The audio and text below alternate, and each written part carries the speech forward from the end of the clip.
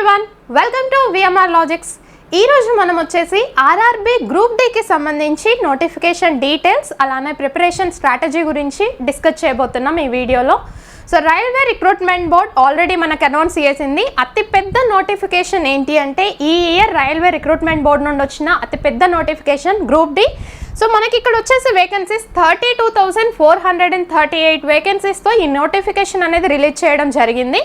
అయితే ఈ notification details ఏంటి, ప్రిపరేషన్ స్ట్రాటజీ ఏంటి, అసలు ఆ ప్రిపరేషన్ ఎక్కడి నుండి స్టార్ట్ చేయాలి, ఎలాంటి జోన్స్కి అప్లై చేయొచ్చు అంటే సేఫెస్ట్ జోన్స్ ఏంటి, అలానే పోస్ట్ ప్రిఫరెన్సెస్ ఏంటి అనే పాయింట్స్ మీద మనం డిస్కస్ చేద్దాము.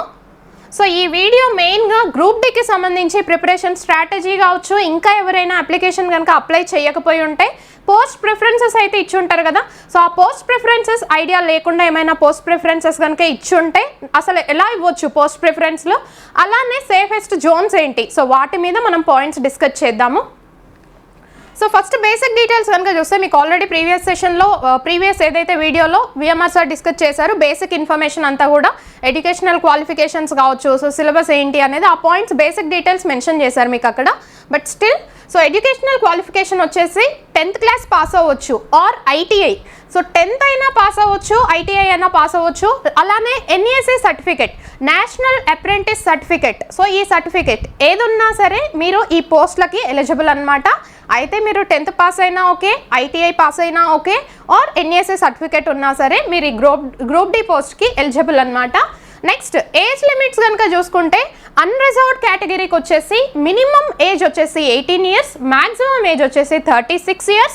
సో ఈ ఏజ్ క్రైటీరియా ఏంటి అంటే 1st January 2025ని బేస్ చేసుకొని సో మినిమం ఏజ్ వచ్చేసి 18 years, మ్యాక్సిమం ఏజ్ వచ్చేసి 36 years ఉండాలి.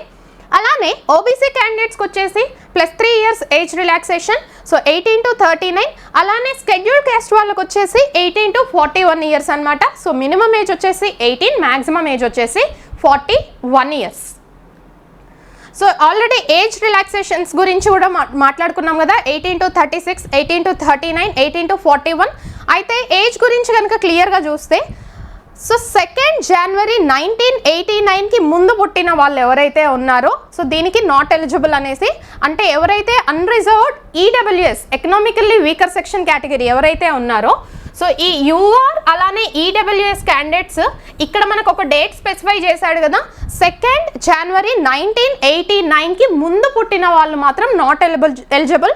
సో 2nd January 1989కి తర్వాత పుట్టిన వాళ్ళు ఎవరైతే ఉన్నారో సో ఈ పోస్ట్ రాయడానికి ఎలిజిబుల్ అనమాట.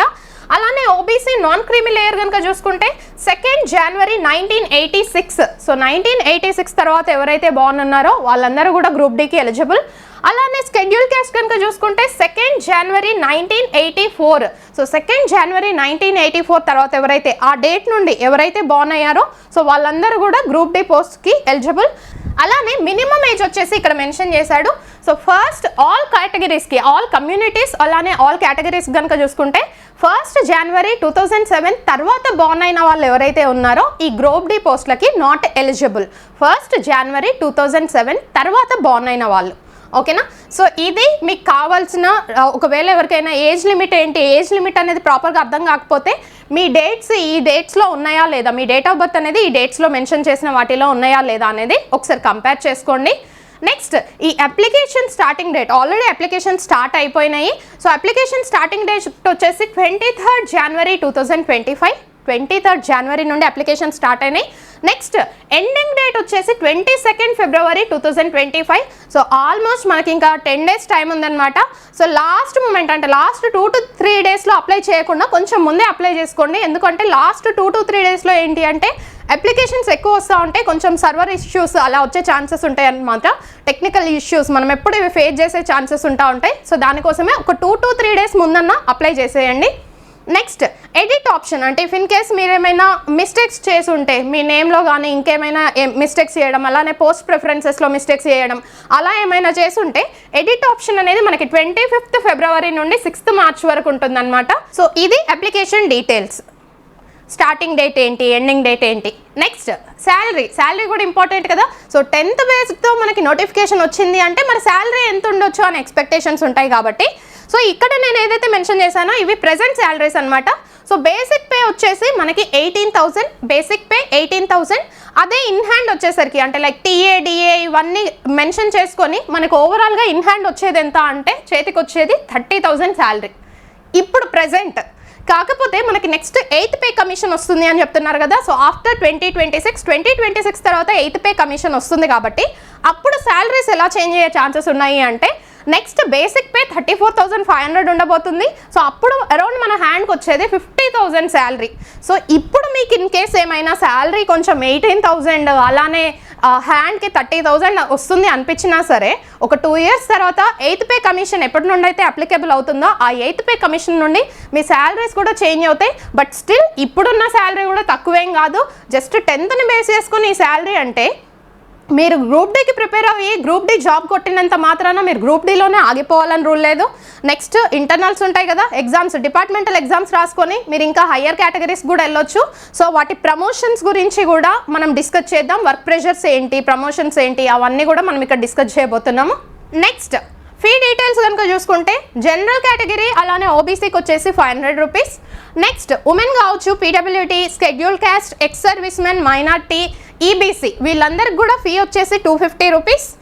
ఈ ఫీ మీరు పే చేయడమే కాకుండా నెక్స్ట్ ఎగ్జామ్ రాశారనుకోండి ఆ ఫీ కూడా మళ్ళీ మీకు రీఫండ్ అవుతుంది అనమాట. ఎగ్జామ్ రాసిన వాళ్ళకి మాత్రమే, ఎవరైతే సిబిటి ఎగ్జామ్ రాస్తారో ఆ రాసిన వాళ్ళకి 500 కేటగిరీ వాళ్ళకి 500 రూపీస్, 250 కేటగిరీ వాళ్ళకి 250 రూపీస్ అనేది రీఫండ్ అవ్వడం జరుగుతుంది. నెక్స్ట్ సెలెక్షన్ ప్రాసెస్ ఎలా ఉండబోతుంది అంటే మనకి ఇక్కడ 4 కేటగిరీస్ ఉన్నాయి. సో ఈ 4 కేటగిరీస్ చూస్తే first computer based test. So test అనేది ఉంటుంది మనకి, ఆ టెస్ట్ పాస్ అయితే మాత్రమే నెక్స్ట్ ఫిజికల్ ఎఫిషియన్సీ టెస్ట్ అనేది ఉంటుంది. తర్వాత అది పాస్ అయితేనే డాక్యుమెంట్ వెరిఫికేషన్ ఉంటుంది, అది పాస్ అయితేనే మెడికల్ ఎగ్జామినేషన్ అనేది ఉంటుందన్నమాట. సో ఇవి మనకి 4 థింగ్స్ ఉన్నాయి. ఈ 4 స్టెప్స్ కంప్లీట్ అయిపోతే జాబ్ అనేది మీ చేతిలో ఉంటుంది. So first computer based test, next వచ్చేసి పీఈటీ, దెన్ డీవీ, తర్వాత వచ్చేసి మెడికల్ ఎగ్జామినేషన్. అయితే ఈ సిబిటి సిలబస్ ఏంటి, అలానే పీఈటీ ఏంటి, ఈ డీటెయిల్స్ అనేవి మనం డిస్కస్ చేద్దాం. దాంతోపాటు ఎగ్జామినేషన్ ఏ లాంగ్వేజ్లో ఉంటుంది అంటే మీరు సెలెక్ట్ చేసుకోవచ్చు ఇప్పుడే లాంగ్వేజ్ని. సో తెలుగు ఇంగ్లీష్లో ఉంటుంది, అంటే మనకి రీజనల్ లాంగ్వేజ్ తెలుగు కాబట్టి తెలుగు అని చెప్తున్నా. నెక్స్ట్ ఇంగ్లీష్లో కామన్గా ఉంటుంది. దాంతోపాటు యాక్చువల్గా ఓవరాల్గా రైల్వే ఎగ్జామ్స్ అనేవి 15 లాంగ్వేజెస్లో ఉంటాయి. బట్ దానిలో మనకి ఇంపార్టెంట్ తెలుగు ఇంగ్లీష్ కాబట్టి సో తెలుగు ఇంగ్లీష్ లాంగ్వేజెస్ ఉంటాయి, వాటిని మీరు ఆప్ట్ చేసుకోవచ్చు అనమాట. సో లాంగ్వేజెస్ తెలుగు అలానే ఇంగ్లీష్లో ఉంటుంది. సో ఇక్కడ కనిపిస్తున్న ఆఫర్స్ ఏవైతే ఉన్నాయో నేను ఆఫర్ డీటెయిల్స్ చెప్పడానికన్నా ముందు ఈ ఆఫర్స్ అనేవి నెక్స్ట్ ఫ్యూచర్లో మీకు విఎంఆర్ లాజిక్స్లో ఎప్పుడు కూడా కనబడవు. ఇది ఎస్పెషల్లీ విఎంఆర్ సార్ బర్త్డేని సెలబ్రేట్ చేసుకుంటూ మీకు ఈ ఆఫర్స్ అనేవి ప్రొవైడ్ చేయడం జరిగింది. అయితే ప్రీవియస్గా మనం ఆఫర్స్ ఇవ్వకముందే ఏవైతే ప్రైజెస్ ఉన్నాయో ఆ ప్రైజెస్ కూడా నెక్స్ట్ పెరగబోతున్నాయి. ఎందుకు అంటే ఆల్రెడీ క్వాంటిటేటివ్ యాప్టిట్యూడ్ కూడా ఫుల్లీ అప్డేటెడ్ అయిపోయింది. A to Z 2025లో అడుగుతున్న క్వశ్చన్స్ని కూడా మేము ఇంక్లూడ్ చేసుకుంటూ అప్డేట్ చేసుకుంటూనే వస్తున్నాం అనమాట. సో కోర్స్ మొత్తం కంప్లీట్గా అప్డేట్ అయిపోయింది కాబట్టి కోర్స్ ప్రైస్ కూడా ఇంక్రీజ్ అవుతుంది. సో ఇప్పటి వరకు మీరు విఎంఆర్ లాజిక్స్లో ఇలాంటి ఆఫర్స్ అయితే చూసుండరు. బేసిక్గా మార్కెట్లో చూస్తే ఎక్కడ చూసినా సరే విఎంఆర్ లాజిక్స్ అంటే ది కాస్ట్లీయెస్ట్ యాప్. ఎందుకు అని అంటే కాస్ట్లీ అని ఎందుకు చెప్తున్నా అంటే దానికి తగ్గట్టు మా దగ్గర కంటెంట్ కూడా ఉంటుంది. ఎప్పటికప్పుడు యాప్ని అప్డేట్ చేస్తూనే ఉంటాం. మీరు ఎక్కడ చూసుకున్నా సరే లైక్ 2024 ఎండింగ్ నవంబర్ డిసెంబర్లో అయిన క్వశ్చన్స్ని కూడా మేము ఇంక్లూడ్ చేసాము అంటే ఎంత అప్డేట్ చేస్తున్నట్టు, రైట్? సో అప్డేట్ చేస్తున్నాం కాబట్టే అంత కంటెంట్ ప్రొవైడ్ చేస్తున్నాం కాబట్టి డెఫినెట్గా మనది కాస్ట్లీయెస్ట్ యాపే. బట్ రీసెంట్ టైమ్స్లో సార్ బర్త్డేని సెలబ్రేట్ చేసుకుంటూ ఈ ఆఫర్స్ అనేవి ప్రొవైడ్ చేయడం జరిగింది. సో ఈ డేట్స్ దాటిన తర్వాత మనకి నార్మల్గా ప్రీవియస్గా ఉన్న ప్రైజెస్ కన్నా ప్రైజెస్ అనేవి ఇంక్రీజ్ అవుతాయి. సో ఇప్పుడు మీకు స్క్రీన్ మీద కనిపిస్తున్న ఈ ప్రైస్ ఏదైతే ఉందో మిగతా మార్కెట్లో కంపేర్ చేసుకుంటే ఏ యాప్స్తో కంపేర్ చేస్తున్నా సరే ఇవి చాలా తక్కువ ప్రైస్ అనమాట. సో ఈ కోర్స్ని ఇప్పుడే యూటిలైజ్ చేసుకోండి.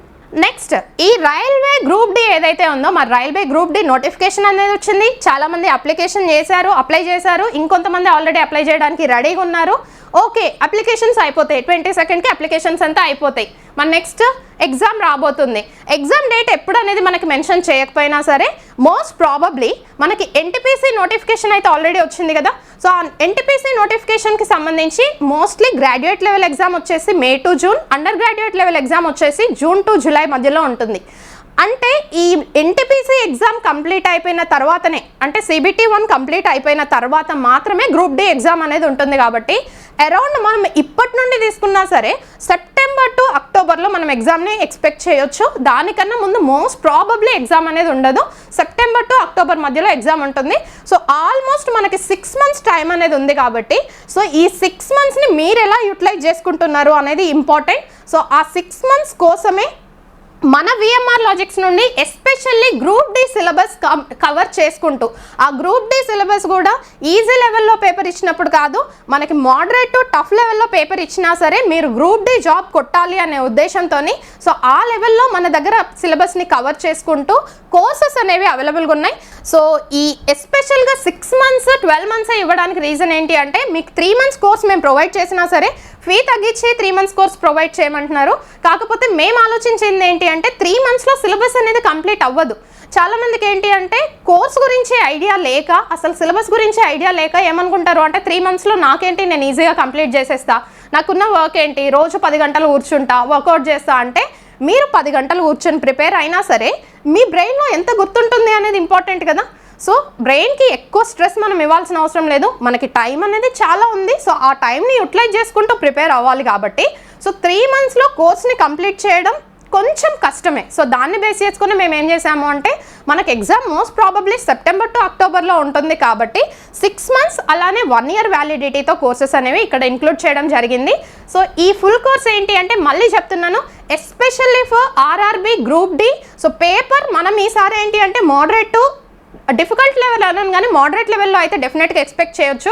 ఎందుకు అంటే ఇప్పుడున్న కాంపిటీషన్ని బట్టి. సో ఆ లెవెల్ మోడరేట్ లెవెల్ ఇచ్చినా, టఫ్ లెవెల్ ఇచ్చినా, నెక్స్ట్ వాటిని బేస్ చేసుకొని ఎలాంటి క్వశ్చన్స్ అంటే ప్రీవియస్ నోటిఫికేషన్తో కంపేర్ చేస్తే ఈ నోటిఫికేషన్లో ఇంకెలాంటి మోడిఫికేషన్స్ చేయొచ్చు క్వశ్చన్స్లో, వాటిని బేస్ చేసుకొని మనం కంటెంట్ అనేది ప్రొవైడ్ చేయడం జరిగింది. సో ఈ కంటెంట్ కనుక మీరు ప్రాపర్గా విని ప్రాపర్ నోట్స్ కనుక ప్రిపేర్ చేసుకోగలిగితే డెఫినెట్గా మీరు అనుకున్న గ్రూప్ డి జాబ్ అనేది మీ చేతిలో ఉంటుంది. సో నెక్స్ట్ CBT గురించి చెప్పాం కదా, మొత్తం మనకి 4 steps ప్రాసెస్ అనేది కంప్లీట్ అయిపోతుంది. సెలెక్షన్ ప్రాసెస్ అని చెప్పుకున్నాము. దాంట్లో ఫస్ట్ ఏంటి అంటే CBT కంప్యూటర్ బేస్డ్ టెస్ట్ అనేది ఉంటుంది. సో ఈ కంప్యూటర్ బేస్డ్ టెస్ట్ ఏంటి అంటే 100 marks ఉంటుంది. సో 100 marks టైం డ్యూరేషన్ వచ్చేసి 90 minutes, అంటే 1.5 hourలో మనం 100 questions అనేవి సాల్వ్ చేయగలగాలి. అలానే వాటితో పాటు నెగిటివ్ మార్కింగ్ 1/3 నెగిటివ్ మార్కింగ్ అనేది ఉంటుంది. సో నెగిటివ్ మార్కింగ్ మీద కొంచెం కేర్ఫుల్గా ఉండాల్సిందే. సో ఈ 100 marksలో ఏంటి అంటే, రీజనింగ్ నుండి 30 marks, మ్యాథ్స్ నుండి 25 marks, జనరల్ సైన్స్ నుండి 25 marks, general awareness and current affairs నుండి 20 marks. సో ఓవరాల్గా ఇవన్నీ కలిపి 100 marks పేపర్ అనేది ఉంటుందన్నమాట. ఓవరాల్గా 100 marks. మరి ఈ సబ్జెక్ట్స్ ఎలా ప్రిపేర్ అవ్వాలి అనేది చెప్తే, ఎన్టీపీసీకి వచ్చేసరికి మనం ఏం చెప్తాము అంటే, ఫర్ ఎగ్జాంపుల్ రీజనింగ్ ఉందనుకోండి, దాంట్లో నుండి ఈ టాపిక్ నుండి ఇంత వెయిటేజ్, ఈ టాపిక్ నుండి ఇంత వెయిటేజ్ అని చెప్తా ఉంటాం. బట్ గ్రూప్ డీకి వచ్చేసరికి పర్టికులర్గా రీజనింగ్ నుండి ఈ టాపిక్స్ తీసుకుని ఈ టాపిక్ నుండి ఇంత వెయిటేజ్ అనేది నేను ఇక్కడ మెన్షన్ చేయట్లేను. మరి ఎందుకు మెన్షన్ చేయట్లేను అంటే, మనకి ఎన్టీపీసీలో కూడా షిఫ్ట్స్ ఎక్కువనే ఉంటాయి, గ్రూప్ డీలో కూడా షిఫ్ట్స్ ఎక్కువనే ఉంటాయి. మరి ఎన్టీపీసీలో ఎందుకు మెన్షన్ చేస్తున్నాము అంటే, ఎన్టీపీసీలో CBT 1 అనేది మీకు బేసిక్గా జస్ట్ మనకి ఏదైతే ఒక కట్ ఆఫ్ స్కోర్ పెడతాడో ఆ కట్ ఆఫ్ స్కోర్తోనే మీరు క్వాలిఫై అయితే చాలు. సో ఆ CBT 1 స్కోర్ జస్ట్ క్వాలిఫై అయితే చాలు, CBT 2కి మీరు వెళ్ళిపోతూ ఉంటారు. మనకి ఇప్పుడు 1:15 రేషియో 1:8 రేషియో అనేది మెన్షన్ చేశాడు కాబట్టి, సో 1:15 వస్తే చాలు CBT 2కి ఎలిజిబుల్. బట్ గ్రూప్ డీకి మనం రిస్క్ తీసుకోవడానికి లేదు. ఈ టాపిక్ నుండి ఇంత వెయిటేజ్, ఈ టాపిక్ నుండి ఇంత వెయిటేజ్ అనేది నేను మెన్షన్ చేశాను అనుకోండి, మీ థాట్ ఏమి వెళ్ళిపోద్ది అంటే, ఓకే ఈ టాపిక్ నుండి ఇంత వెయిటేజ్ ఉంది కదా, మనం ఈ టాపిక్ చదువుదాం. కొంతమందికి ఏమనిపిస్తుంది అంటే, ఒక టాపిక్ ఈజీగా ఉన్నా సరే దాని నుండి 1 mark ఉంది అన్నాం అనుకోండి, 1 marకే కదా వదిలేద్దాం ఏమవుతుంది అన్న థాట్ వస్తూ ఉంటుంది. బట్ గ్రూప్ డీకి మళ్ళీ గుర్తుపెట్టుకోండి, మనకు ఉండేది ఒక్కటే ఒక ఎగ్జామ్, కంప్యూటర్ బేస్డ్ టెస్ట్ ఒకటే ఒకటి ఉంటుంది. ఆ టెస్ట్కి కూడా కట్ ఆఫ్ ఎక్కువనే ఉంటుంది. సో కట్ ఆఫ్ ఎక్కువ ఉంటుంది కాబట్టి మీకు ఒక టాపిక్ నుండి నేను 1 mark వస్తుంది అని చెప్పినా, ఆ టాపిక్కి మీకు 4-5 hours టైం పట్టినా సరే డెఫినెట్గా 4-5 గంటలు కూర్చొని ఆ ఒక్క మార్క్ కోసం మీరు కష్టపడాల్సిందే.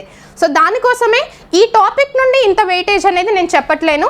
ఎందుకంటే ఒక షిఫ్ట్లో ఇప్పుడు అనాలజీ తీసుకుంటే ప్రీవియస్ నోటిఫికేషన్లో చూసుకున్నా సరే ఒక షిఫ్ట్కి వచ్చేసరికి 6 to 7 marks ఇచ్చాడు. ఒక్కటే ఒక షిఫ్ట్లో అనాలజీ అనే ఒకే ఒక్క టాపిక్ నుండి 6 to 7 marks ఇచ్చాడు. మళ్ళీ ఇంకో షిఫ్ట్కి వచ్చేసరికి 2 to 3 marks ఇచ్చాడు. సో నేను ఇప్పుడు వెయిటేజ్ చెప్పాను, ఈ టాపిక్ నుండి ఇంత వెయిటేజ్ అని చెప్పాను అంటే మీ షిఫ్ట్లో ఎంత వెయిటేజ్ వస్తుంది అనేది మనం పర్టికులర్గా చెప్పలేం.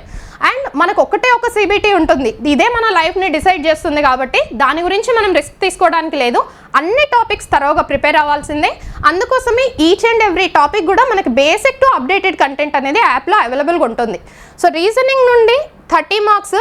సో ఈ 30 మార్క్స్ మీకు రావాలి అంటే 30కి మరి ఎన్ని మార్క్స్ స్కోర్ చేయొచ్చు అంటే నేను ఇక్కడే పాయింట్ మెన్షన్ చేస్తున్నాను. రీజనింగ్కి డెఫినెట్గా 30కి 30 మార్క్స్ స్కోర్ చేయొచ్చు. రీజనింగ్ వెయిటేజ్ ఎక్కువనే, 100 మార్క్స్లో మిగతా సబ్జెక్ట్స్ అన్నింటితో కంపేర్ చేస్తే వెయిటేజ్ చూడండి రీజనింగ్కే ఎక్కువ ఉందా. సో రీజనింగ్కే వెయిటేజ్ ఎక్కువ ఉంటుంది. అలానే మిగతా అన్ని సబ్జెక్ట్స్తో కంపేర్ చేస్తే కొంచెం స్కోర్ ఈజీగా ఎక్కడైనా గెయిన్ చేయగలుగుతున్నారు అంటే అది రీజనింగ్ మాత్రమే. 30కి 30 డెఫినెట్గా వస్తాయి. ఎప్పుడు అంటే మీరు కోర్స్లో క్లాసెస్ అనేవి ప్రాపర్గా విన్నప్పుడు మాత్రమే. ఒక్క టాపిక్ కూడా నాకు ఈజీగా ఉంది అని మీరు వదలడానికి లేదు. ఇఫ్ ఇన్ కేస్ మీరు అనుకుంటే ఒక థాట్కి వచ్చింటే ఏదైనా ఒక టాపిక్ తీసుకోండి, ఎనాలజీ అనే టాపికే తీసుకోండి. ఎనాలజీ అనే టాపిక్ క్లాస్ విననంత వరకు చాలామందికి ఏంటి అంటే నేను ఎనాలజీ టాపిక్ వినాలా, నా డైరెక్ట్ ఎగ్జామ్లో వెళ్ళి రాస్తా, దాంట్లో ఏముంది 5 is related to 25 which is related to question mark ఇలా ఇచ్చాడు 5 is related to 25. In the same way X is related to Y అని ఇచ్చాడు. So X and Y values mention చేస్తాడు. సో ఇలా ఇస్తాడు X equals to 6, Y equals to 36. అలానే ఇవి కొత్త మోడల్ క్వశ్చన్స్ ఏఎల్పిలో అడిగాడని చెప్పాను. ఆ ఏఎల్పిలో అడిగాడు కాబట్టి నెక్స్ట్ వచ్చే టెక్నీషియన్లో అడుగుతాడని మెన్షన్ చేశాను. ఆ టెక్నీషియన్లో ఎగ్జాక్ట్లీ అడిగాడు. అలానే ఆర్పిఎఫ్ ఎగ్జామ్స్లో కూడా అడిగాడు. నెక్స్ట్ డెఫినెట్గా వచ్చే ఎన్టీపీసీ గ్రూప్ డి ఎగ్జామ్స్లో కూడా ఈ మోడల్ క్వశ్చన్స్ కవర్ చేస్తాడు. X equals to 7, Y equals to 49. Next X equals to 7, Y equals to 35. Next X equals to 6, Y equals to 30. ఇలా ఇచ్చాడు. వీటిలో చూజ్ చేయమంటే అనాలిజీ అనగానే మనకు గుర్తు రావాల్సింది preference list. So 5 is related to 5 square అయితే ప్రెఫరెన్స్ ఏంటి 7కి ఇస్తాం. 7 should be related to 7 square కదా, 7 should be related to 7 square. నేను ఇలా ఒకటే క్వశ్చన్ని డైరెక్ట్గా చెప్పడం వల్ల మీకు అర్థం కాకపోవచ్చు, బట్ కాన్సెప్ట్ అనాలజీ అంటేనే అరౌండ్ మనం 140 క్వశ్చన్స్ డిస్కస్ చేసాం. ఆ 140 క్వశ్చన్స్ ప్రిపేర్ అయితే మీకు ఒకవేళ మీ షిఫ్ట్లో 6 to 7 క్వశ్చన్స్ వచ్చినాయి అంటే డెఫినెట్గా 6 క్వశ్చన్స్ అనేవి అటెండ్ చేస్తారు. అదే 3 క్వశ్చన్స్ వచ్చినాయి అంటే 3 క్వశ్చన్స్ అటెండ్ చేస్తారు. సో ఇక్కడ నేను ఎలా చెప్తున్నాను, మరి కొంతమందికి డౌట్ రైజ్ అవ్వచ్చు. 5 ఈజ్ రిలేటెడ్ టు 25 అయితే 6 ఈజ్ రిలేటెడ్ టు 36 కూడా అనొచ్చు కదా అంటే అఫ్కోర్స్ అవ్వచ్చు. కాకపోతే అనాలజీలో ప్రెఫరెన్స్ లిస్ట్ అనేది ఉంటుంది. సో ఆ ప్రెఫరెన్స్ ప్రకారం ఫస్ట్ మనం ప్రైమ్ నెంబర్కి ప్రిఫరెన్స్ ఇస్తాం. సో ఆ ప్రైమ్ ప్రిఫరెన్స్లో వచ్చేది ఆన్సర్. ఇంకో థాట్ ఏంటి అంటే ఇది ఇంటూ 5 ఉంటే ఇది కూడా ఇంటూ 5 అవుతుంది కదా, అప్పుడు 6 into 5 30, అలానే 7 into 5 35 ఇవి రాయొచ్చు కదా. అంటే ఇది మల్టిప్లికేషన్ లాజిక్. మల్టిప్లికేషన్ లాజిక్కి ప్రిఫరెన్స్ అనేది లేట్గా ఇస్తాం. మెయిన్ ప్రిఫరెన్స్లు ఏంటి అంటే పవర్ ఎక్కువ ఉండే వాటికి ఇస్తాం. సో ఆ పవర్ ప్రకారం చూస్తే స్క్వేర్కి ప్రిఫరెన్స్ ఎక్కువ ఇస్తాం అండ్ స్క్వేర్కి ముందు ప్రిఫరెన్స్ ఇచ్చేది ప్రైమ్కి. సో వాటిని బేస్ చేసుకుని మనకి మొన్న అడిగిన ఏఎల్పిలో క్వశ్చన్స్ కూడా అడిగాడు. అవి అడిగినప్పుడు కూడా 2 digit 3 digit ఇచ్చినప్పుడు, అలానే సింగిల్ డిజిట్ నుండి 2 digit ఇచ్చినప్పుడు క్వశ్చన్ని ఎలా గుర్తుపడతాము అనేసి ఆ మోడల్ని ఇంక్లూడ్ చేసుకుంటూ కూడా అప్డేటెడ్ కంటెంట్తో మీకు యాప్లో ప్రొవైడ్ చేయడం అనేది జరిగింది. సో ఇలా మనకి ఒక కాన్సెప్ట్ మీకు వచ్చు అనుకుంటే ఆ కాన్సెప్ట్ నుండి నెంబర్ ఆఫ్ బేసిక్ మీకు వచ్చేవి నాకు తెలిసి బేసిక్ కాన్సెప్ట్స్ మాత్రమే. కొన్ని కాన్సెప్ట్స్ ఎక్కడో చూసి ఏమనుకుంటారు అంటే అమ్మయ్య సిలబస్ అయిపోయింది, టాపిక్ అయిపోయింది అనుకుంటా ఉంటారు. బట్ కాదు. సో మేముంది ఎందుకు అంటే డెఫినెట్గా పేపర్ టఫ్ లెవెల్ వచ్చినా సరే టఫ్ లెవెల్ క్వశ్చన్స్ ఎక్స్ప్లెయిన్ చేసేటప్పుడు మీకు కూడా అనిపిస్తూ ఉంటుంది ఇంత టఫ్గా ఉంటాయి ఆ క్వశ్చన్స్ అనేసి. టఫ్ లెవెల్ క్వశ్చన్స్ నేర్చుకున్నప్పుడు మాత్రమే జాబ్ అనేది మీ చేతిలో ఉంటుంది. మీరు కష్టపడేది ఈ పర్టికులర్ డ్యూరేషన్ మాత్రమే, ఈ కాంపిటేటివ్ ఎగ్జామ్కి ప్రిపేర్ అవుతున్న రోజులు మాత్రమే. తర్వాత వన్స్ జాబ్ వచ్చింది అంటే లైఫ్ అంతా హ్యాపీగా ఉంటుంది అని అన్ను. బట్ ఫినాన్షియల్ స్టెబిలిటీ అయితే వస్తుంది కదా, ఒక్క ఫినాన్షియల్ స్టెబిలిటీతో లైఫ్ హ్యాపీగా ఉంటుంది అనను. But most of the problems solve అయ్యేది అంటే 70% ప్రాబ్లమ్ సాల్వ్ అయ్యేది ఫినాన్షియల్గా స్టేబుల్గా ఉంటాయి. సో అందుకోసమే మీరు జాబ్ కొట్టాలి అనుకుంటే ఇయర్ డెఫినెట్గా జాబ్ కొట్టాల్సిందే.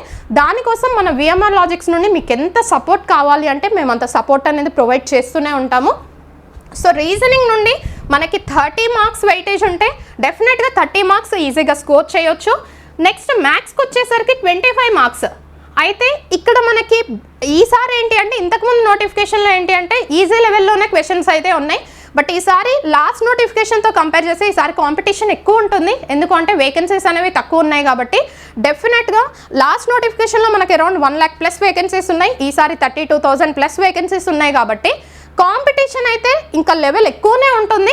అండ్ కాంపిటీషన్కి తగ్గట్టు మీరు ప్రిపేర్ అవ్వాలి అంటే మ్యాథ్స్ వాళ్ళు నేను నాన్ మ్యాథ్స్ వాళ్ళు మ్యాథ్స్ వదిలేస్తా, మ్యాథ్స్ వాళ్ళు జిఎస్ వదిలేస్తా అంటే కుదరదు. అన్ని సబ్జెక్ట్స్ ప్రిపేర్ అవ్వాల్సిందే.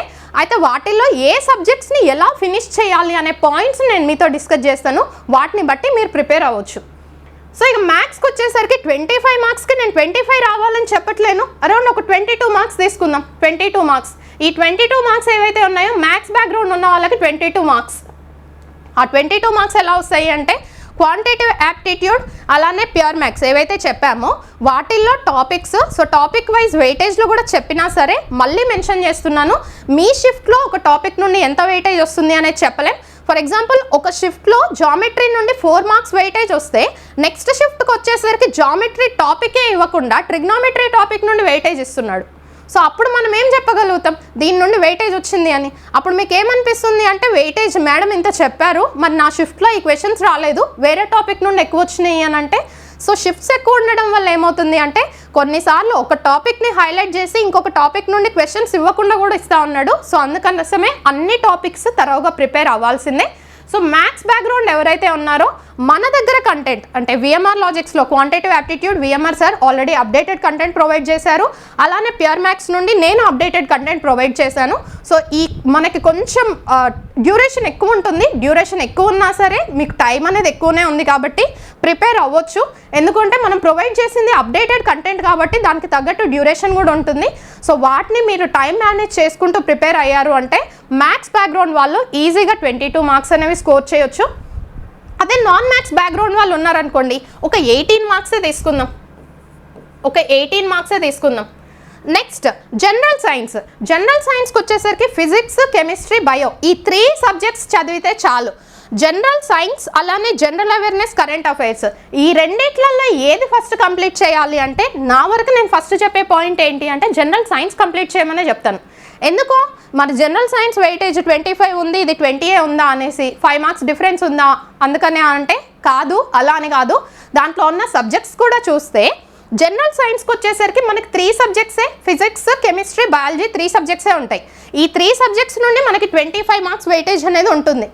బట్ అదే జనరల్ అవేర్నెస్ అండ్ కరెంట్ అఫైర్స్కి వచ్చేసరికి మొత్తం ఓవరాల్గా 20 మార్క్స్ కదా. సో 20 మార్క్స్లో కరెంట్ అఫైర్స్ అరౌండ్ ఒక 8 to 10 మార్క్స్ ఇస్తూ ఉంటాడు. లాస్ట్ 1 year కొన్నిసార్లు లాస్ట్ 2 years కరెంట్ అఫైర్స్ కూడా ఇస్తూ ఉన్నాడు. సో 8 to 10 మార్క్స్ వెయిటేజ్ అనేది ఇస్తూ ఉన్నాడు. అలానే జనరల్ అవేర్నెస్ ఏదైతే ఉందో జనరల్ అవేర్నెస్ నుండి ఈ మార్క్స్ పక్కన పెట్టేస్తే remaining marks around 10 to 12 marks అనేవి ఈ జనరల్ అవేర్నెస్లో మెన్షన్ చేస్తూ ఉంటాడు. మరి ఈ జనరల్ అవేర్నెస్లో సబ్జెక్ట్స్ ఏంటి అంటే polity, history, economy, geography, static, GK. So ఇవన్నీ ఇన్ని సబ్జెక్ట్స్ మెన్షన్ చేసుకుంటూ మనకు వచ్చేవి 10 to 12 marks. So it's like an ocean. చెప్పాలి అంటే జనరల్ అవేర్నెస్ అంటే ఇన్ని సబ్జెక్ట్స్ ఉంటాయి, అన్ని సబ్జెక్ట్స్లో ఒక్కో సబ్జెక్ట్ నుండి మనకి 1 to 2 మార్క్స్ వెయిటేజ్ అనేది వస్తుంది. సో అది చదవడం కూడా చాలా కష్టం కాబట్టి ఇది లాస్ట్కి ప్రిపేర్ అవ్వండి.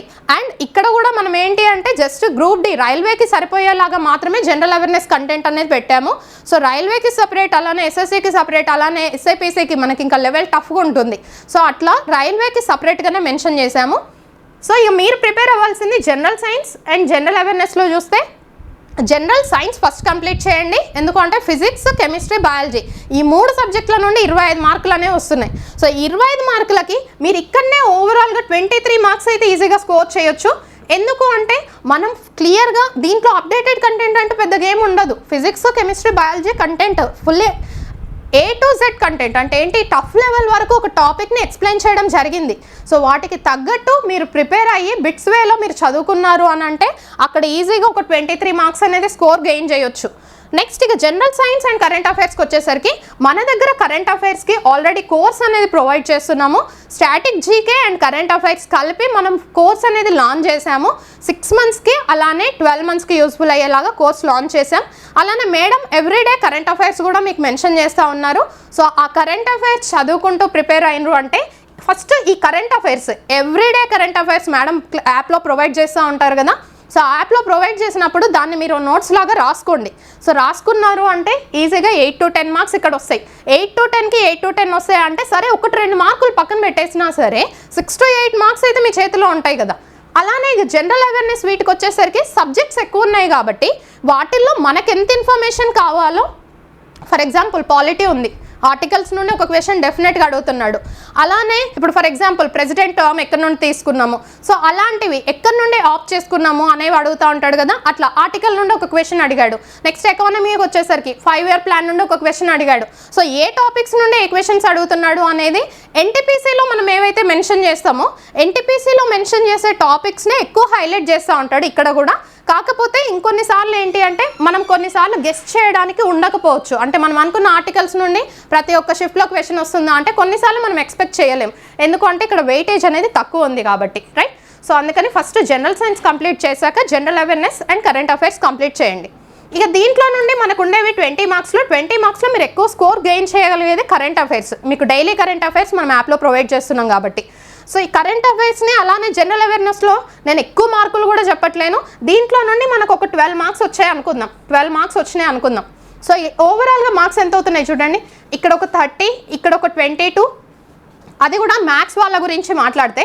అయితే ఇక్కడ మ్యాథ్స్ వాళ్ళకి ఇక్కడ పెంచినప్పుడు నాన్ మ్యాథ్స్ వాళ్ళకి ఇక్కడ స్కోర్ పెంచాల్సిందే కదా, ఎందుకు అంటే మీకు పాలిటీ, ఎకానమీ, జాగ్రఫీ ఇవన్నీ బేసిక్ ఐడియా ఉంటాయి కాబట్టి. సో ఇక్కడ నాన్ మ్యాథ్స్ వాళ్ళకి కొంచెం వెయిటేజ్ పెంచిన, ఇక్కడ అరౌండ్ మనం 4 మార్క్స్ డిఫరెన్స్ కాబట్టి ఇక్కడ కూడా అదే 4 మార్క్స్ డిఫరెన్స్ ఇస్తున్నా, 16 మార్క్స్ ఈ డిఫరెన్స్తో చూస్తే. సో ఇవన్నీ ఓవరాల్గా యాడ్ చేస్తే 30 + 22 52నా, 52 నెక్స్ట్ ఇది ఒక 23, నెక్స్ట్ ఇది వచ్చేసరికి 12.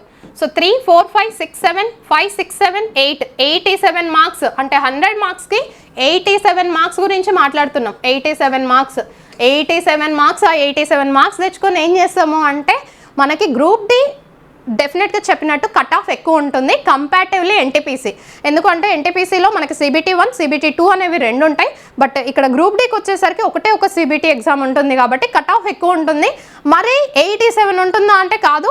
ఈ ఇయర్ ఎక్స్పెక్టెడ్ కట్ ఆఫ్ ఏంటి అంటే డెఫినెట్గా 80 మార్క్స్ ఉంటుంది అనేసి. మరి 80 మార్క్స్ కొంతమందికి అది కూడా డౌట్ రావచ్చు, 100కి 80 మార్క్స్ 20 మార్క్స్ అయినా తీసేసేది అంటే 80 మార్క్స్ అనేది నేను ఫుల్ స్కోర్ గురించి చెప్తున్నాను. మీకు ఇక్కడ నార్మలైజ్డ్ స్కోర్ అనేది ఉంటుంది, మనకి నార్మలైజేషన్ చేసిన తర్వాత స్కోర్ అనేది ఉంటుంది. సో ఆ పాయింట్స్ మనం కొంచెం డిస్కస్ చేద్దాం. అంటే ప్రీవియస్ కట్ ఆఫ్స్ ఏవైతే ఉన్నాయో ఆ ప్రీవియస్ కట్ ఆఫ్లో నార్మలైజ్డ్ స్కోర్ అంటే ఏంటి, మన కట్ ఆఫ్ ఏంటి అనేది ఈ పాయింట్స్ డిస్కస్ చేశాను అనుకోండి, మీకంటూ ఒక ఐడియా వస్తుంది. బట్ ఇక్కడ నేను మాట్లాడుతుంది 100 మార్క్స్కి 80 మార్క్స్ ఎలా రావాలి అని మాట్లాడుతున్నాను. సో డెఫినెట్గా కట్ ఆఫ్ అనేది 80+ ఉంటుంది. ఆ 80+ అనేది మనం ఇక్కడ నుండి 80 అనుకోవచ్చా అంటే లేదు, నార్మలైజేషన్లో మనకి అరౌండ్ ఒక 70 మార్క్స్ వస్తుంది చాలు. అంటే నార్మలైజేషన్లో 70 మార్క్స్ అంటే ఈ 100 మార్క్స్ ఏవైతే ఉన్నాయో ఈ 100కి మీరు 70 తెచ్చుకున్నా సరే ఆఫ్టర్ నార్మలైజేషన్ స్కోర్స్ అనేవి యాడ్ అయిపోతాయి. మరి ఆఫ్టర్ నార్మలైజేషన్ అందరికీ స్కోర్స్ యాడ్ అవుతాయా అంటే అలా అని కాదు. కాకపోతే నార్మలైజేషన్ ప్రాసెస్ ఎప్పుడు కూడా దేని మీద డిపెండ్ అయి ఉంటుంది అంటే పేపర్ లెవెల్ మీద. అంటే పేపర్ ఈజీ లెవెల్లో ఉందా, మోడరేట్ లెవెల్లో ఉందా, డిఫికల్ట్ లెవెల్లో ఉందా, అలానే నెంబర్ ఆఫ్ అప్లికేషన్స్, అలానే మీ జోన్లో ఉన్న వేకెన్సీస్, సో వాటి మీద డిపెండ్ అయ్యి అనేది నార్మలైజేషన్ అనేది ఉంటుంది. బట్ నార్మలైజేషన్లో స్కోర్లు డెఫినెట్గా యాడ్ అవుతూ ఉంటాయి రైల్వేకి సంబంధించి. సో ఆ స్కోర్స్ ఎలా యాడ్ అవుతున్నాయి అనేది నేను ఒకసారి చూపిస్తాను. అసలు ప్రీవియస్ కట్ ఆఫ్లో నార్మలైజ్డ్ స్కోర్ ఎంత వచ్చినాయి, ఆఫ్టర్ నార్మలైజేషన్ అసలు కట్ ఆఫ్ ఎంత ఇచ్చాడు, ఎంత స్కోర్ వచ్చిన వాళ్ళకి జాబ్ వచ్చింది అనే పాయింట్స్ నేను డిస్కస్ చేశాను. బట్ అంతే ఉంటుందా ఈసారి కట్ ఆఫ్ అంటే డెఫినెట్గా ఎక్కువనే ఉంటుంది. ఎందుకు అంటే ఆల్రెడీ చెప్పినట్టు వేకెన్సీస్ అనేవి ప్రీవియస్ నోటిఫికేషన్ కన్నా ఈ నోటిఫికేషన్లో వేకెన్సీస్ అనేవి తగ్గినాయి, కాంపిటీషన్ ఎక్కువ ఉంది కాబట్టి మనకి స్కోర్ కూడా డెఫినెట్గా ఎక్కువ చేయాల్సిందే. సో దాంట్లో మనం ఆల్రెడీ చెప్పినట్టు మ్యాథ్స్ నుండి, రీజనింగ్ నుండి టాపిక్స్ కనుక చూస్తే, సో మ్యాథ్స్లో number system, BODMAS, decimals, fractions ఇవన్నీ కూడా మనం సింప్లిఫికేషన్ టాపిక్లో చెప్పుకున్నవే. LCM, HCF, ratio and proportions, percentages, mensuration, time and work, time and distance, simple interest and compound interest, profit and loss, algebra, geometry, trigonometry, statistics, square root, ages, calculations, calendar, clock, pipes and systems etcetera అంటే ఇంకా చాలా topics ఉన్నాయి. ఆ topics అనేవి మనం యాప్లో mention చేసిన టాపిక్సే. అంటే ఇక్కడ ప్రతిదీ కొన్ని టాపిక్స్ మెన్షన్ చేయడు, ఈ ఎక్సెట్రా అనే వర్డ్ వాడుతూ ఉంటాడు. ఆ ఎక్సెట్రా అంటే ఏంటి అంటే ఇంకొన్ని టాపిక్స్ అనేవి మెన్షన్ చేసి ఉంటాయి. ఆ టాపిక్స్ లైక్ ఇక్కడ ఏంటి మెన్సురేషన్ మెన్షన్ చేశాడు, ఓకే. ఇంకొక టాపిక్ కోఆర్డినేట్ జామెట్రీ, మన కోఆర్డినేట్ జామెట్రీ నుండి కూడా క్వశ్చన్స్ అనేవి ఇస్తూ ఉన్నాడు ప్రీవియస్ నోటిఫికేషన్లో. అట్లా కొన్ని టాపిక్స్ అనేవి మెన్షన్ చేయడు. సో ఆ టాపిక్స్ అనేవి మనం క్లియర్గా యాప్లో మెన్షన్ చేసాం. నెక్స్ట్ రీజనింగ్కి వచ్చేసరికి analogy, number series, letter series, coding decoding, mathematical operations, relationships, syllogism, జెమ్లింగ్, Venn diagrams, data interpretation and data sufficiency, statement and conclusions, decision making, similarities and differences, analytical reasoning, classification, direction, statement and argument, assumptions, etc. ఇక్కడ non verbal reasoning mention చేయలేదు. Mirror images, water images, counting of figures, hidden figures, so ఇంకా చాలా topics అనేవి ఉంటాయి. So మనకి reasoning నుండి 34 topics అనేవి ఉంటాయి. సో ఆ టాపిక్స్ నుండి ఏ టాపిక్స్ నుండి అయినా సరే కొన్ని టాపిక్స్కి వెయిటేజ్ ఇంక్రీజ్ చేస్తాడు, కొన్ని టాపిక్స్కి వెయిటేజ్ అనేది తక్కువ ఉంటుంది. అండ్ ఇక్కడ సీటింగ్ అరేంజ్మెంట్, పజిల్స్ అవి మెన్షన్ చేయలేదు. సో ఇక్కడ ఎక్సెట్రా మీనింగ్ ఏంటి అంటే ఇంకా టాపిక్స్ ఉన్నాయి అనేసి. సో ఆ టాపిక్స్ అన్నీ కూడా మనం విఎంఆర్ లాజిక్స్ యాప్లో ఇంక్లూడ్ చేసాం. నెక్స్ట్ జనరల్ సైన్స్కి సంబంధించి, సో నేను చెప్పాను కదా మనకు ఉండేవి 3 సబ్జెక్ట్స్, మనకు మొత్తం 25 మార్క్స్ అనేసి. దాంట్లో ఫిజిక్స్, కెమిస్ట్రీ, బయాలజీ నుండి ప్రీవియస్ నోటిఫికేషన్స్లో, అది ఒక్క నోటిఫికేషన్లో కాదు రీసెంట్గా అయిన 2 నోటిఫికేషన్స్లో ఎంత వెయిటేజ్ ఇచ్చాడు అంటే, సో ఒక పేపర్ డిపెండ్స్ ఆన్ పేపర్, కొన్నిట్లలో 9 to 11 మార్క్స్ ఫిజిక్స్ నుండి, కెమిస్ట్రీ నుండి 7 to 9 మార్క్స్, బయాలజీ నుండి 8 to 11 మార్క్స్ అనేవి ఇచ్చాడు. అయితే వీటిల్లో కూడా టాపిక్స్ వేటి మీద ఎక్కువ ఫోకస్ పెట్టాడు అంటే ఫిజిక్స్కి వచ్చేసరికి యూనిట్స్ అండ్ మెజర్మెంట్స్ మీద ఎక్కువ ఫోకస్ పెట్టాడు. Next work, power and energy, అలానే రెసిస్టెన్స్కి సంబంధించిన క్వశ్చన్స్, ఎలక్ట్రిసిటీకి సంబంధించిన క్వశ్చన్స్ మీద ఎక్కువ ఫోకస్ పెట్టాడు. కెమిస్ట్రీకి వచ్చేసరికి మనకి కెమికల్ ఈక్వేషన్స్, అలానే పీరియాడిక్ టేబుల్ని బేస్ చేసుకుని క్వశ్చన్స్ అనేవి అడిగాడు. బయోకి సంబంధించి వైటమిన్స్, రిప్రొడక్టివ్ సిస్టమ్, సో వీటిని బేస్ చేసుకుని క్వశ్చన్స్ అనేవి అడిగాడు. అయితే ఒక్క టాపిక్ అనేది మనం చెప్పలేము, అన్ని టాపిక్స్ని ఇంక్లూడ్ చేసుకుంటూనే క్వశ్చన్స్ ఇస్తాడు కాబట్టి. సో ఫిజిక్స్, కెమిస్ట్రీ, బయో మన యాప్లో ఫుల్ ఫ్లెడ్జ్డ్ కంటెంట్ ఉంది కదా, సో ఆ కంటెంట్ ప్రిపేర్ అవుతూ మీకేమైనా కొంచెం మీకు గుర్తుండడానికి నోట్స్ రాసుకునేలాగుంటే అది better. Next general awareness and current affairs వచ్చేసి, సో ఇది sports, culture, personalities, economics, politics and remaining subjects నేను ఆల్రెడీ చెప్పినట్టు ఆ సబ్జెక్ట్స్ అన్నింటికి సంబంధించిన క్వశ్చన్స్. సో వీటి నుండి మొత్తం మనకి టోటల్ వెయిటేజ్ అనేది 20 మార్క్స్ ఉంటుంది.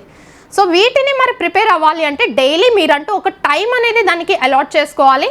సో ఆ టైం కనుక చూసుకుంటే రీజనింగ్కి 2 hours సరిపోతుంది. రీజనింగ్కి 2 hours ప్రిపేర్ అయితే చాలు. అంటే మన స్ట్రాటజీ ఏంటి అంటే నేను ఏవైతే ఇక్కడ స్కోర్స్ రాశానో ఆ స్కోర్స్ రావాలి అంటే ఎంత టైం కూర్చోవచ్చు అనేసి. రీజనింగ్ మళ్ళీ చెప్తున్నాను, చాలామంది 30 మార్క్స్ కదా రీజనింగ్ ఈజీ అనుకుంటారు. వన్స్ మీరు క్వశ్చన్ సాల్వ్ చేసేటప్పుడు రీజనింగ్లో నేను ఏదైతే కంటెంట్ చెప్పానో, సో ఒక్కసారి ఏ టాపిక్ అయినా తీయండి, ఒక టాపిక్ నాకు బాగా వచ్చు అనే కాన్ఫిడెన్స్ మీకు ఏ టాపిక్ మీద ఉంటుందో ఆ టాపిక్ తీసి నేను ఆ టాపిక్లో ఫర్ ఎగ్జాంపుల్ 100 క్వశ్చన్స్ సాల్వ్ చేసి ఉంటే 100లో మీరు 50 క్వశ్చన్స్ కూడా సాల్వ్ చేయలేదు, అదే నేను అష్యూరెన్స్ ఇస్తాను. ఎందుకు అంటే చాలామందికి ఎక్కడెక్కడో కాన్సెప్ట్లు చూసి ఏమనుకుంటారు అంటే ఇది ఇంతేనా, ఈ టాపిక్ ఇంతేనా అంటే మీకు చెప్పగానే ఏమనిపిస్తుంది అంటే మీరు ఇప్పుడు ప్రిపరేషన్ స్టేజ్లో ఉన్నారు కాబట్టి ఒకరు కాన్సెప్ట్ చెప్పారు అంటే, ఇప్పుడు కోడింగ్ డికోడింగ్ నుండి నేను ఒక కాన్సెప్ట్ చెప్పినా దాంట్లో మనకి అరౌండ్ టాపిక్స్ అనేవి ఒక 12 టాపిక్స్ ఉంటాయి. వాటిల్లో నేను 5 టాపిక్సే ఉన్నాయని చెప్పాను అంటే నా మీద నమ్మకంతో మీరు బిలీవ్ చేస్తారు. సో అందుకనే నేను చెప్పేది ఏంటి అంటే మీరు బయట ఎక్కడైనా క్లాసెస్ వినుండొచ్చు, సో ఒకటి ఏంటి అంటే అది చూడంగానే నాకు మొత్తం కంప్లీట్ అయిపోయింది అని అనుకుంటా ఉంటారు. బట్ మన కోర్స్ ఏదైతే ఉందో ఒక్కసారి మన కోర్స్లో క్లాసెస్ అనేవి వినండి. మీరు ఏ టాపిక్ నాకు తరోగా వచ్చు, నేను ఫుల్ ఫ్లెడ్జ్డ్గా ఈ టాపిక్ కాన్ఫిడెంట్గా ఉన్నా, నేను అసలు ఇది చెయ్యాల్సిన అవసరం లేదు అని అనుకున్న టాపిక్నే మీరు తీయండి. తీసి నేను 100 క్వశ్చన్స్ ఇచ్చి ఉంటే ఆ టాపిక్లో, ఆ టాపిక్ నుండి మీరు ఒక 50 క్వశ్చన్స్ సాల్వ్ చేయండి, మీకు ఒక ఐడియా వస్తుంది. 50 కూడా సాల్వ్ చేయడం కష్టమే, అప్పుడు మీకు తెలుస్తుంది నేను ఆ టాపిక్ ప్రిపేర్ అయినా అనుకున్నా ఆ టాపిక్లో ఇన్ని క్వశ్చన్స్ ఉన్నాయా, ఇన్ని మోడల్స్ ఉన్నాయా, ఒక కాన్సెప్ట్లో ఇన్ని క్వశ్చన్స్ ఉన్నాయా అనేది మీకు అప్పుడు క్లారిటీ వస్తుంది. ఇది నా అష్యూరెన్స్ ఇస్తాను. సో రీజనింగ్ అనేది ఈజీగా ఉంటుంది, 30కి 30 వస్తాయి అనేసి పక్కన పెట్టొచ్చు అనే థాట్కే వెళ్ళకండి. ఎందుకు అంటే ప్రీవియస్ నోటిఫికేషన్స్లో మన స్టూడెంట్స్ ఎవరైతే ఉన్నారో నేను చాలాసార్లు చెప్పాను, రీజనింగ్ నా ముందు సాల్వ్ చేసేవాళ్ళు మళ్ళీ ఒకసారి రివిజన్ చేసుకొని వెళ్ళండి అంటే తర్వాత ఇక రెస్పాన్స్ షీట్ వచ్చినాక పేపర్స్ తీసుకొని వచ్చేవాళ్ళు. మేడం ఇది కరెక్టే కదా, నేను ఇది కరెక్టే చేసినా కదా అంటే నేను చెప్పిన పాయింట్ని మర్చిపోయి క్వశ్చన్స్ ప్రాక్టీస్ చేయకుండా అక్కడికి వెళ్ళిన తర్వాత మిస్టేక్ చేసి వచ్చి అడిగిన తర్వాత ఏం యూజ్ ఉంటుంది చెప్పండి. ఒక నోటిఫికేషన్ అయినాక ఎన్ని ఇయర్స్ వెయిట్ చేయాలి నోటిఫికేషన్ కోసం, రైట్? సో అందుకనే రీజనింగ్ అనేది మీరు ఈజీగా తీసుకోవద్దు, తీసుకోవడానికి వీల్లేదు. 30కి 30 రావాలి అంటే కోర్స్ కంప్లీట్గా డెఫినెట్గా ఒక్క టాపిక్ కూడా వదలడానికి లేదు. ప్రతి ఒక్క టాపిక్ని తరోగా ప్రిపేర్ అయ్యి రీజనింగ్ పార్ట్ కంప్లీట్ చేసుకోండి. ఎనీహౌ మీకు ఇప్పుడు క్లాస్ నోట్స్ కూడా తొందరలో రీజనింగ్ నుండి రిలీజ్ అవ్వబోతుంది. సో ఆ రీజనింగ్ క్లాస్ నోట్స్ మీకు ఇంకా యూజ్ అవుతుంది. దాంతోపాటు మీ ఓన్ హ్యాండ్ రైటింగ్తో నోట్స్ రాసుకుంటా అంటే అది కూడా బెటరే. అంటే ఓన్ హ్యాండ్ రైటింగ్తో అన్ని క్వశ్చన్స్ ఏవైతే ఉన్నాయో అన్నీ రాయడం కష్టమే. కాకపోతే ఏవైతే నేను ఇంపార్టెంట్ పాయింట్స్ చెప్తాను కదా ఒక టాపిక్ నుండి, ఆ ఇంపార్టెంట్ పాయింట్స్ అన్ని కలిపి ఒక పేపర్లో రాసుకున్నారనుకోండి, రివిజన్కి వెళ్ళేటప్పుడు ఈజీగా ఉంటుంది. సో ఇప్పుడు మన క్లాస్ నోట్స్ కూడా తొందరలో మనకి reasoning class notes, quantitative aptitude class notes release అవ్వబోతున్నాయి కాబట్టి అవి మీకు ఇంకా కీ రోల్ ప్లే చేస్తాయి అనుకుంటున్నాను ఈ నోటిఫికేషన్ టైంలో. నెక్స్ట్ మ్యాథ్స్కి వచ్చేసరికి daily 2 hours. So daily 2 hours. అలానే ఎవరైనా నాన్ మ్యాథ్స్ వాళ్ళు ఉంటే ఇంకొక 1 hour పెంచండి, ఇక్కడ ప్రాబ్లం లేదు. 3 hours స్పెండ్ చేయండి. So quantitative aptitude, pure maths ఏవైతే ఉన్నాయో ఆ రెండింటికి కలిపి 3 hours టైం అనేది అలాట్ చేసుకోండి. నెక్స్ట్ జనరల్ సైన్స్కి వచ్చేసరికి 2.5 hours. సో ఈ 2.5 hours మీరు కూర్చున్నారు అంటే ఒక 2.5 to 3 monthsలో మీకు సిలబస్ మొత్తం కంప్లీట్ అయిపోతుంది. మళ్ళీ ఈజీగా ఇంకొక 3-4 times రివైజ్ చేయడానికి యూస్ఫుల్ అవుతుంది. ఎందుకు అంటే జనరల్ సైన్స్ ఒకసారి వినంగానే అయిపోయింది అనుకుంటారు, బట్ ఒక 2-3 సార్లు వింటే కానీ మీకు మొత్తం కాన్సెప్ట్స్ అనేవి గుర్తుండవు. ఆ 25 మార్కులు చేతిలో ఉండాలి అంటే అంత ఈజీ టాస్క్ ఏం కాదు. కాకపోతే డైలీ ఒక 2 hours to 2.5 hours టైం కనుక పెట్టుకున్నారు అనుకోండి, మన కంటెంట్ ఏదైతే ఉందో అది ఫుల్లీ అప్డేటెడ్ కంటెంట్ కాబట్టి సో ఒక 2.5 months to 3 monthsలో సిలబస్ కంప్లీట్ అయిపోద్ది జనరల్ సైన్స్ది. మళ్ళీ రివిజన్ చేసుకోవచ్చు, మనకు ఆల్మోస్ట్ ఇంకొక 6 months టైం ఉంది కాబట్టి. Next general awareness and current affairs. So current affairs already madam everyday update చేస్తూ ఉంటారు యాప్లో. సో అప్పుడు మీరు ఏదైతే ఎవ్రీడే కరెంట్ అఫైర్స్ ఉంటాయో సో ఆ ఎవ్రీడే కరెంట్ అఫైర్స్ని డేట్ మెన్షన్ చేసి మీరు ఒక నోట్స్లో రాసుకోండి, రివిజన్కి ఈజీగా ఉంటుంది. Next general awareness. సో ఇక లాస్ట్ ప్రిఫరెన్స్ జనరల్ అవేర్నెస్. ఒక్కొక్క సబ్జెక్ట్ తీసి like economy, polity, history, geography. హిస్టరీలో వచ్చేసరికి మోడర్న్ హిస్టరీ నుండి ఎక్కువ అడుగుతున్నాడు.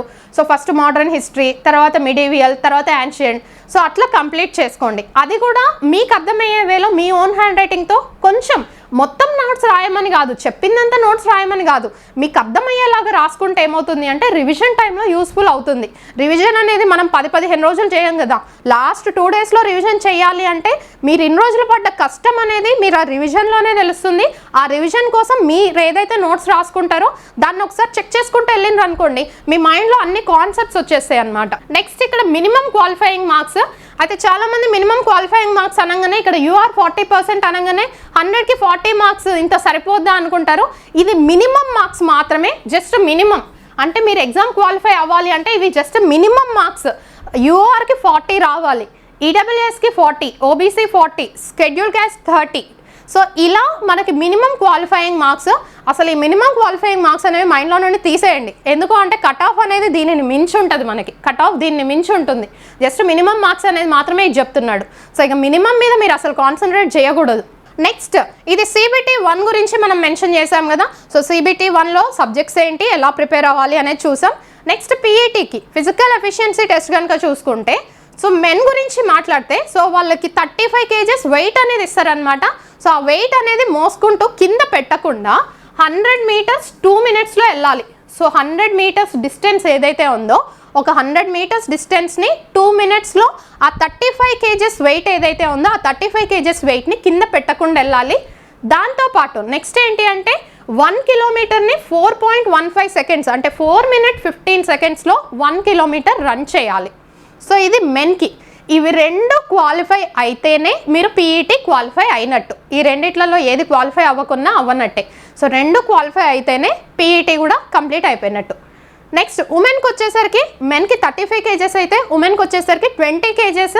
అదే 100 minutes డిస్టెన్స్ సేమ్, అలానే టైం కూడా సేమ్. కాకపోతే వెయిట్ ఏంటి అంటే 20 kgs వెయిట్ని 100 meters డిస్టెన్స్ 2 minutesలో వెళ్ళాలి. సో ఆ వెయిట్ని ఎప్పుడు కూడా కింద పెట్టొద్దు. Next 1 kilometer. ఇక్కడ ఏంటి మెన్కి వచ్చేసరికి 1 kilometer 4 minutes 15 secondsలో రన్ చేయాలి. ఉమెన్ వచ్చేసి 1 kilometerకి 5 minutes 40 secondsలో రన్ చేయాలన్నమాట. సో ఇవి రెండు క్వాలిఫై అయితేనే మీ పీఈటీ కంప్లీట్ అయిపోయినట్టు. Next DV document verification. So మీ డాక్యుమెంట్స్ అన్నీ ప్రాపర్గా ఉన్నాయి అంటే డాక్యుమెంట్ వెరిఫికేషన్ అయిపోతుంది. నెక్స్ట్ మెడికల్ ఎగ్జామినేషన్ అనేది జరుగుతుంది, లైక్ సైట్ చెకింగ్ అనేది జరుగుతూ ఉంటుంది. సో అయితే దీంట్లో మనకి ఏవైతే గ్రూప్ డి గురించి మాట్లాడామో గ్రూప్ డిలో ఉండే పోస్టులు ఎన్ని అంటే మొత్తం 14 పోస్టులు ఉంటాయి.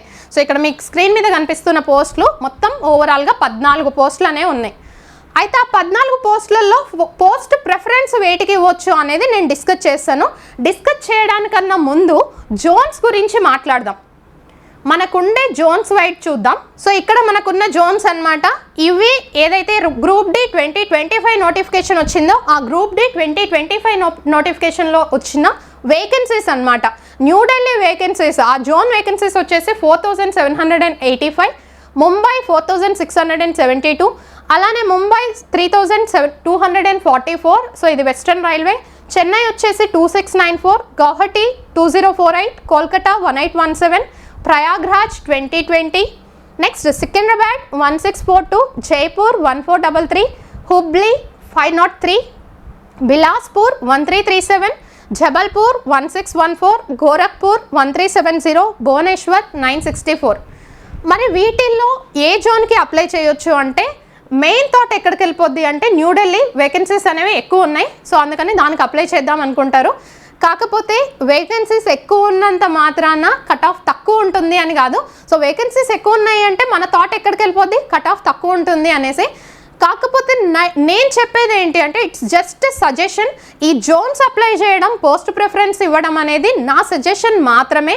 అంటే నేను చూసింది, మన స్టూడెంట్స్ నుండి చూసింది కావచ్చు, ప్రీవియస్ నోటిఫికేషన్స్లో మెన్షన్ చేసింది కావచ్చు, ప్రీవియస్ నోటిఫికేషన్స్లో ఏవైతే కట్ ఆఫ్స్ ఇచ్చాడో వాటిని బేస్ చేసుకొని మాత్రమే నేను కొన్ని జోన్స్ గురించి మాట్లాడతాను. సో మ్యాక్సిమం ఆ జోన్సే అప్లై చేయండి. మీకంటూ కొన్ని ప్రిఫరెన్సెస్ ఉంటాయి కాబట్టి వాటికి వెళ్ళొచ్చు. కాకపోతే నాకంటూ ఉన్న నాలెడ్జ్ ప్రకారం కొన్ని పాయింట్స్ మెన్షన్ చేస్తాను. End of the day decision మాత్రం మీదే. అయితే ఇక్కడ ఏంటి అంటే సౌత్ సైడ్ వాళ్ళు ఎవరైతే ఉన్నారో సౌత్ జోన్స్కి అప్లై చేయడమే బెటర్. ఎందుకు అంటే నార్త్ జోన్లో కట్ ఆఫ్ అనేది చాలా విభత్సంగా ఉంటుంది చెప్పాలంటే. నార్త్ జోన్లో ఇప్పుడు మనకి ఢిల్లీ, ముంబై వీటిల్లో వేకెన్సీస్ ఎక్కువ కనిపిస్తున్నా సరే దానికి తగ్గట్టు కట్ ఆఫ్ కూడా అదే లెవెల్లో ఉంటుంది. అది ఫస్ట్ పాయింట్. నెక్స్ట్ పాయింట్ ఏంటి అంటే మనకేంటి అంటే మన దగ్గరే జాబ్ వస్తే బాగుంటుంది అనేది చాలా మందికి ఉండే డ్రీమే కదా. గవర్నమెంట్ జాబ్ రావడమే డ్రీమ్ కాదు, గవర్నమెంట్ జాబ్ అనేది మన దగ్గరలో వస్తే మనం కంఫర్ట్గా ఉంటాం కదా, మన పీపుల్ మధ్యలో ఉంటాం కదా అనే ఇది కూడా ఉంటుంది కాబట్టి. సో ఆ ఒక పాయింట్. సో వాటి ప్రకారం చూస్తే నేను చెప్పేది ఏంటి అంటే సదరన్ జోన్ ఏదైతే ఉన్నాయో వాటికి అప్లై చేయండి. ఇక వాటిల్లో మనకు బేసిక్గా తెలిసింది ఫస్ట్ అప్లై చేసేది ఏంటి అంటే సికింద్రాబాద్కి అప్లై చేయొచ్చు. నెక్స్ట్ ఏంటి అంటే చెన్నై జోన్లో 2694 వేకెన్సీస్ ఉన్నాయి. నెక్స్ట్ ఏంటి అంటే బెంగళూరు. సో దానికి సంబంధించి హుబ్లీ. సో ఇక్కడ 503 వేకెన్సీస్ మాత్రమే ఉన్నాయి. అయితే వీటిల్లో దేనికి అప్లై చేయొచ్చు అంటే చెప్పలేము. లాస్ట్ టైం ఏంటి అంటే చెన్నై కట్ ఆఫ్ అనేది చాలా తక్కువ ఉంది. But last time Chennai cut off తక్కువ ఉంది కదా అనేసి అరౌండ్ 50 మార్క్స్ ఉందనుకుంటా. నాకు గుర్తున్నంత ప్రకారం అయితే 100కి 50 మార్క్స్ అనేది ఉంది. సో చెన్నై కట్ ఆఫ్ తక్కువ ఉంది కదా, అప్పుడు తక్కువ ఉంది అనేది ఇప్పుడు అప్లై చేయాలని రూల్ లేదు. సో ఇప్పుడు కూడా ఏంటి అంటే నెంబర్ ఆఫ్ అప్లికేషన్స్ ఉన్న వేకెన్సీస్ మీదే డిపెండ్ అయి ఉంటుంది. బట్ నా వరకు బెస్ట్ సజెషన్ ఏంటి అంటే ఈ 3 జోన్లకు మీరు అప్లై చేయొచ్చు. వాటిలో హుబ్లీ అనేది కొంచెం వేకెన్సీస్ చాలా తక్కువ ఉన్నాయనే చెప్పొచ్చు comparatively Secunderabad and Chennai. So అందుకని సికింద్రాబాద్, చెన్నై జోన్లకి మనం అప్లై చేయడం అనేది better way. So Chennai and Secunderabad. Next like Vizag వాళ్ళు ఎవరైతే, వైజాగ్ కావచ్చు, విజయనగరం కావచ్చు, అక్కడ నియరెస్ట్ ఏరియాస్ ఎవరైతే ఉన్నారో సో వాళ్ళకి కూడా ఇంకొంచెం దగ్గర ఉండాలి. సో సికింద్రాబాద్ కాకుండా, చెన్నై కాకుండా ఇంకేమైనా జోన్ ఉందా అంటే ఒకటి భువనేశ్వర్ జోన్, అది కూడా 964 వేకెన్సీస్ ఉన్నాయి. సో ఈ భువనేశ్వర్ జోన్కి కూడా మీరు ప్రిఫరెన్స్ అనేది ఇవ్వచ్చు. సో మెయిన్గా ఏంటి అంటే సికింద్రాబాద్, చెన్నై జోన్లకి అప్లై చేయడం అనేది బెటర్. మరి దేని కట్ ఆఫ్ ఎక్కువ ఉంటుంది అంటే డెఫినెట్గా చెప్పలేము. ఎందుకు అంటే దేనికి ఎక్కువ మంది అప్లై చేస్తున్నారో అనేది మనకి తెలీదు. సో ఎలా రాస్తారు అనేది కూడా మనకు తెలియదు కాబట్టి సో ఈ రెండిట్లలో ఏదైనా జోన్ని మెయిన్గా ప్రిఫరెన్స్ అనేది ఇవ్వండి.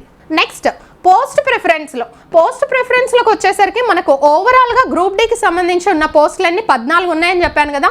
సో ఆ 14 పోస్టులని ఫస్ట్ పాయింట్ ఏంటి అంటే ఎన్ని పోస్టులు మనకు ఉన్నాయి 14 కాబట్టి 14 పోస్ట్ ప్రిఫరెన్స్లు అనేవి ఇవ్వండి. మీరు అప్లై చేసేటప్పుడు 1-2 ఇచ్చి వదిలేయకండి, 14కి 14 పోస్ట్ ప్రిఫరెన్స్లు అనేవి ఇవ్వండి. అయితే పోస్ట్ ప్రిఫరెన్స్లు ఇచ్చే ముందు పోస్ట్ ప్రిఫరెన్సే కదా ఏముందిలే ఏది పడితే అది ఇచ్చేద్దాం అనేది కాదు. అలా ఏది పడితే అది ఇస్తే ఏమవుతుంది అంటే సో ఇక్కడ పోస్ట్ ప్రిఫరెన్స్లు నేను చెప్పేది ఏంటి అంటే డిపెండ్స్ ఆన్ ప్రమోషన్ కావచ్చు, శాలరీ కావచ్చు, వర్క్ ప్రెషర్ కావచ్చు, వాటిని బేస్ చేసుకొని ఈ పోస్ట్ ప్రిఫరెన్స్ అనేది నేను మెన్షన్ చేయడం జరిగింది. సో ఎందుకు అంటే కొంతమందికి ఏమనిపిస్తుంది అంటే నాకు శాలరీ ఎక్కువ కావాలి, సో శాలరీ బేస్డ్ వెళ్దాం అనుకుంటున్నా, శాలరీ ప్రకారం నేను ఒక పోస్ట్ ప్రిఫరెన్స్ ఇద్దాం అనుకుంటున్నా. కొంతమందికి ఏంటి అంటే నాకు శాలరీ కొంచెం వచ్చినా చాలు, నాకు వర్క్ ప్రెషర్ అనేది ఉండొద్దు. ఇంకొంతమందికి ఏంటి అంటే నాకు శాలరీ వర్క్ ప్రెషర్ పక్కన పెడితే ప్రమోషన్స్ అనేవి చాలా తొందరగా రావాలి, సో ప్రమోషన్ కావాలి, ప్రమోషన్స్ మనకి డిపార్ట్మెంటల్ ఎగ్జామ్స్ రాసుకొని నాకు ప్రమోషన్స్ అనేవి ఈజీగా రావాలి. ఇంకొంతమంది ఏంటి అంటే నాకు వర్క్ ప్రెషర్ బీభత్సంగా ఉన్నా సరే నాకు శాలరీ అనేది కొంచెం ఎక్కువ రావాలి అనేది అనుకుంటూ ఉంటారు. సో వాటిని బేస్ చేసుకొని నేను శాలరీని, ప్రమోషన్స్ని, అలానే వర్క్ ప్రెషర్ని, సో వీటన్నింటిని బ్యాలెన్స్ చేసుకుంటూ ప్రిఫరెన్స్ లిస్ట్ అనేది మెన్షన్ చేశాను. సో ఈ ప్రిఫరెన్స్ ప్రకారం మీరు అప్లై చేయొచ్చు అనమాట. సో వీటిల్లో ఫస్ట్ నేను పాయింట్స్ మెన్ గురించి మెన్షన్ చేశాను కదా. సో పాయింట్స్ మెన్ మెన్షన్ చేయడానికి ఇవి 4 మెన్షన్ చేయడానికి రీజన్ ఏంటి అంటే మీకు ఈ 4 ప్రమోషన్స్ అనేవి ఈజీగా అవుతూ ఉంటాయి అనమాట. ఎందుకు అంటే మనకి రైల్వే డిపార్ట్మెంటల్ ఎగ్జామ్స్ అనేవి ఈజీగా క్రాక్ చేసుకుంటూ వెళ్ళొచ్చు. సో దాంతోనే మీరు ప్రమోషన్స్ ఈజీగా వస్తాయి. లైక్ నెక్స్ట్ ఎన్టీపీసీ క్యాడర్కి వెళ్ళిపోతూ ఉంటారు, దాంట్లో ఉండే స్టేషన్ మాస్టర్ కావచ్చు, గూడ్స్ గార్డ్ కావచ్చు, సో వాటికి ఈజీగా మీరు ప్రమోట్ అవ్వచ్చు అనమాట. సో ఫస్ట్ ఏంటి అంటే ప్రమోషన్ బేస్డ్ ఇచ్చాము. అయితే ఈ పాయింట్స్ మ్యాన్కి వచ్చేసరికి సైట్ ఎవరైతే ఉన్నారో కొంచెం సైట్ ఉన్న వాళ్ళు ఏంటి అంటే కొంచెం దాన్ని లాస్ట్ ప్రిఫరెన్స్ ఇవ్వడానికి ట్రై చేయండి. So out of 14 like 10th preference 11th preference mention చేయడానికి ట్రై చేయండి. కాకపోతే నేను స్టార్టింగ్లో ఎందుకు మెన్షన్ చేశాను అంటే ప్రమోషన్స్ అనేవి ఇక్కడ మనకి ఈజీగా వస్తాయి. మనకి సైట్ అనేది తక్కువ, నో ప్రాబ్లం, సైట్ అనేది కంపారిటివ్లీ లేదనిపించిన వాళ్ళు మాత్రం ఇదే ప్రిఫరెన్స్లో వెళ్ళొచ్చు. నెక్స్ట్ ఇవి 3 ఏంటి అంటే శాలరీని బేస్ చేసుకొని మెన్షన్ చేసాం. ఇవేంటి అంటే ఈ 4 ఏంటి అంటే వర్క్ ప్రెషర్ కొంచెం తక్కువ ఉండే వాటిని బేస్ చేసుకొని ఈ 4 మెన్షన్ చేశాను. ఇంకా నెక్స్ట్ మిగిలినవి ఏంటి అంటే కొంచెం వర్క్ ప్రెషర్ అనేది ఎక్కువ ఉంటుందన్నమాట. కాకపోతే మనం 14కి 14 ప్రిఫరెన్సెస్ ఇవ్వాలి కాబట్టి సో ఆ 14 ప్రిఫరెన్సెస్ని బేస్ చేసుకొని లాస్ట్ ఇవి 3 మెన్షన్ చేయడం జరిగింది. సో మీకు స్క్రీన్ మీద ఏవైతే కనిపిస్తున్నాయో ఈ పోస్ట్ ప్రిఫరెన్సెస్ ప్రకారం మీరు పోస్టులు అనేవి ప్రిఫర్ చేయండి. నెక్స్ట్ వచ్చేసి సికింద్రాబాద్ జోన్ మీకు ఆల్రెడీ చెప్పాను కదా ప్రీవియస్ కట్ ఆఫ్ ఎలా ఉంది అనేది. సో ఒక్కసారి నేను ప్రీవియస్ కట్ ఆఫ్ చూపిస్తే మీకంటూ ఒక ఐడియా వస్తుంది. సో ఇక్కడ మెన్షన్ చేశాము previous cut off unreserved category OBC, SC, ST, EWS. So ఇక్కడ ఏంటి అంటే 96.81 ఉంది, 94.34, 89, 86, 83. సో ఇవన్నీ కూడా out of 100 cut offs. 96 cut off ఉందా అంటే యాక్చువల్గా ఇక్కడ కింద ఉన్నాయి చూడండి, ఇవి నార్మలైజ్డ్ స్కోర్స్ అనమాట. అంటే ఇవి మనకు వచ్చే రా స్కోర్ 57.38. సో అవుట్ ఆఫ్ 100 మనం ఎగ్జామ్ రాస్తాం చూడండి, 100 మార్క్స్కి ఎగ్జామ్ రాసినప్పుడు 57.38 అనేది మనకు వచ్చిన స్కోర్. దాన్ని నార్మలైజేషన్ చేసిన తర్వాత మీకు కనిపిస్తున్న స్కోర్స్ అనమాట 96.81. అలానే ఇది రా స్కోర్ 52.46. So after normalisation 94.34. అంటే మీకు ప్రీవియస్గా కనుక చూసుకుంటే అవుట్ ఆఫ్ 100 57 మార్క్స్ వచ్చిన వాళ్ళకి కూడా జాబ్ అనేది వచ్చింది సికింద్రాబాద్ జోన్లో. అలానే చెన్నై జోన్ కనుక చూసుకుంటే అవుట్ ఆఫ్ 100 50 మార్క్స్ వచ్చిన వాళ్ళకి కూడా జాబ్ అనేది వచ్చిందనమాట. అయితే ఈ కట్ ఆఫ్లను బట్టి మనం నెక్స్ట్ కట్ ఆఫ్లు అనేవి చెప్పలేము. కాకపోతే మీకు ఏదైతే నేను 100 మార్క్స్కి 87 మార్క్స్ ఎలా రావాలి అని చెప్పాను, బట్ 87కి మీకు 87 రావాలని రూల్ లేదు. ఒక 80 మార్క్స్ వచ్చినా సరే మీకు నార్మలైజేషన్లో యాడ్ అవ్వచ్చు. ఒక 75 to 80 మార్క్స్ వచ్చేలాగా పెట్టుకోండి.